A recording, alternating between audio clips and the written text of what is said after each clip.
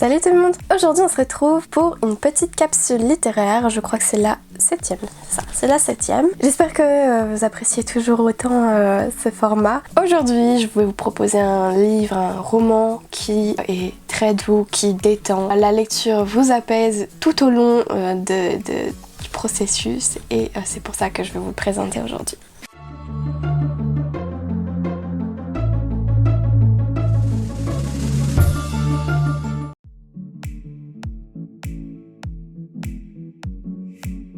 Je vais donc parler de Au prochain arrêt de Hiro Arikawa. L'histoire même va être l'histoire de plusieurs personnages qui vont se croiser. Je m'explique. Dans ce roman, vous trouverez un très beau parallèle fait avec l'endroit même où toutes ces histoires vont prendre place, c'est-à-dire une ligne ferroviaire dont je sais plus du tout le nom, je suis désolée, j'ai complètement oublié, mais c'est une ligne ferroviaire qui est très connue au Japon et surtout très fréquentée. À partir de là, chaque chapitre va reprendre un arrêt de cette ligne ferroviaire et on va être amené à croiser de nombreux personnages qui vont eux-mêmes se croiser, dont les histoires vont être en écho les unes aux autres, voire pas du tout, mais dans tous les cas qui vont être amenés à se parler, à se côtoyer d'une façon ou d'une autre. C'est un roman que personnellement je qualifierais de profondément humain et réaliste dans le sens où à travers ce roman vous avez accès à des portraits de personnes qui peuvent réellement exister au Japon avec donc les enjeux que les humains contemporains peuvent connaître, qui peuvent nous toucher également même si on ne vit pas au Japon puisqu'il peut être question notamment d'une rupture amoureuse. Ça,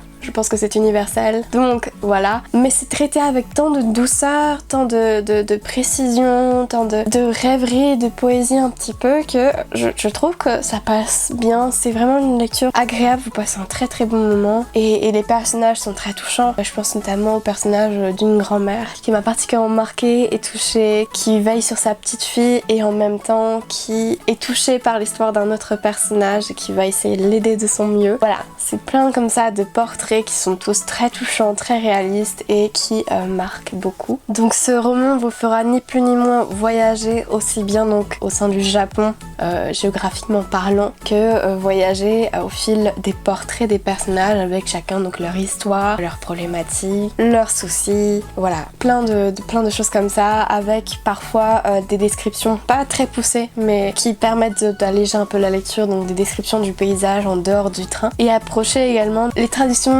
qui imprègnent durablement la société japonaise et qui codifient encore quelquefois le comportement des individus. Voilà, c'est plein de choses comme ça mais c'est avec un ton si doux que ça passe plutôt bien et j'avoue que ça a été pas un coup de cœur mais presque, on est à la limite du coup de cœur et je pense vraiment que c'est une lecture qui est idéale en vacances parce que une fois que vous refermez le livre, vous êtes vraiment apaisé. Je pense que c'est le mot qui m'est venu naturellement quand je pense à ce livre, c'est ce côté très apaisant parce que on est un peu dans un état contemplatif, on voit les personnes, on imagine facilement la scène, on y croit et en même temps il y a de très belles leçons de vie qui sont données l'air de rien, de beaux passages qui sont superbement écrits par l'autrice et voilà, c'est une très très bonne lecture que je vous recommande vivement et surtout en ce moment.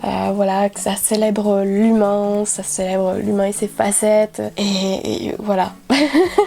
je pars un peu en brouillon mais voilà, c'est vraiment une très très bonne lecture. J'espère évidemment que je vous aurai donné envie de le lire, surtout que c'est un livre que j'aime beaucoup. Comme je le disais, il est très contemplatif et très doux et ça change un peu de mes lectures. Je trouve que parfois je lis trop de trucs violents et ça change vraiment, c'est très apaisant et idéal pour les vacances. Moi j'espère du coup que cette capsule littéraire vous aura plu. Si c'est le cas, je vous invite évidemment donc à liker, à commenter, partager, voilà, vous connaissez le topo, c'est dans la description, c'est dans tout plein de vidéos encore. Et puis j'espère vous retrouver pour les prochaines capsules littéraires qui vont continuer tout le mois d'août évidemment comme l'année dernière. Salut!